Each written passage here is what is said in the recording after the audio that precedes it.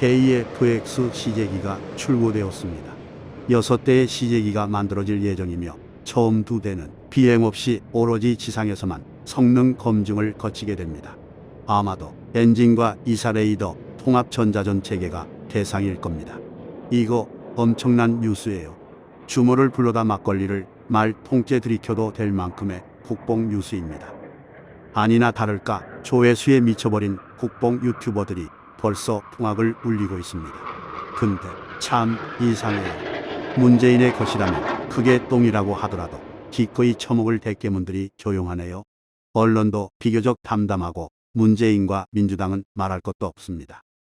이미 다들 아시겠지만 KF-21 보라매로 명명된 KF-X 사업에는 문재인은커녕 좌파 전체의 지분이 1도 없습니다.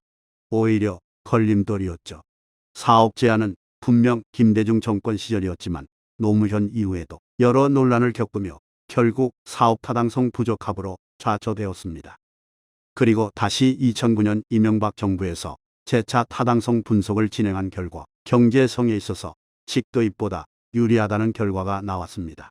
이후 2012년 12월 31일에 탐색 개발까지 종료되었습니다. KF-X 사업이 본격 궤도에 오르며 성과를 보이기 시작한 건 모조리 박근혜 정부입니다. 연역을 한번 볼까요?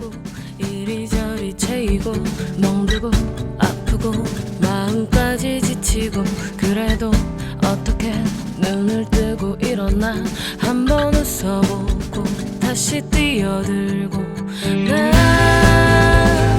다시 나를 이겨내고 힘이 닿도록 달렸어. 뿌듯하게 피곤한 하루 끝에 나는 오늘도 대단해요. 끝내주게 잘했어요. 나는 오늘도 대단해요. 이게 끝입니다. 문재인만 쏙 빼놓은 게 아니라 그냥 이게 전부입니다. 물론 사업단이 신설된 이상 정부 역할은 거의 없기도 합니다. 하지만 쇼와 홍보가 제일 정책인 문재인이 호호 이지라하며 숟가락을 얹지 않는다는 건 대단히 놀라운 일입니다. 이유가 있겠죠. 이 사업은 재검토된 이후 특히 박근혜 정부 시절에 많은 논란을 겪었습니다. 항상 같은 레포토리였습니다. 경제성 없다. F4, F5의 노후화가 심각한데 어느 세월에 개발하고 전력화까지 하느냐 등으로 나름 합리적이긴 하지만 개발 기간이 길다는 것은 곧 직도입과 개발을 투 트랙으로 할 수 있다는 뜻이기도 하므로 여력이 된다면 개발하는 게 옳은 판단입니다. 개발이 한창이던 시기에 국회 상임위 국방위원장이 유승민이었고 문재인은 국방위 소속이었습니다. 당시 국정감사에서 유승민은 거의 깡패였죠. 지원 예산을 두고 겁박하거나 대통령 이름을 팔아가며 으름장을 놓기도 했습니다. 문재인은 말할 것도 없죠. 유승민 다음 임기로 국방위원장이 된 정두원도 극렬 반대론자 중 한 명입니다. 해당 상임위가 이토록 반대했음에도 사업단 신설까지 진행되었다는 것은 대통령의 의지가 확고했다는 증거입니다. 이러니 숟가락을 얹지 못하는 문재인의 속은 제대로 문드러지겠죠. 아닐 수도 있겠네요. 개발 자체가 내 마음속 조국, 주인님의 나라 중공을 대단히 불편하게 할 테니까요. 계획대로 전력화만 된다면 중공 처지에서 4대 이상의 골치거리입니다. 단순 스펙만을 보자면 이게 정말 가능할까 싶을 만큼 고사양입니다. 일단 상상력을 자극하는 형상부터가 상당한 확장력을 가지고 있습니다.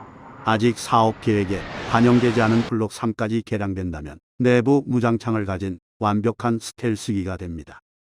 초기 도입 버전이 현재 미 해군의 수적 주력기인 FA-18의 엔진을 사용하는 것으로 알고 있습니다. KF-21이 FA-18보다 소형 기체라는 점, 검증된 엔진을 사용한다는 점을 고려하면 기동성은 이미 확보한 것으로 봐도 될 것 같습니다. 이제 시제기가 나온 수준이기 때문에 이외의 다른 스펙은 당장 아무런 의미가 없습니다. 국뽕은 아직 이르다는 뜻입니다. 부품 국산화 65% 수준이란 향후 국제관계 등에 의해서 부품 수급 등의 문제로 생산 자체의 차질이 생길 수도 있음을 의미합니다. 사실 문제인 건 문재인이죠. KF-21은 형상만으로 일정 수준의 스텔스 성능을 보입니다. 혹시 중공이 스텔스 기술 확보에 막대한 예산을 써가며 사활을 걸고 있다는 사실을 알고 계시나요?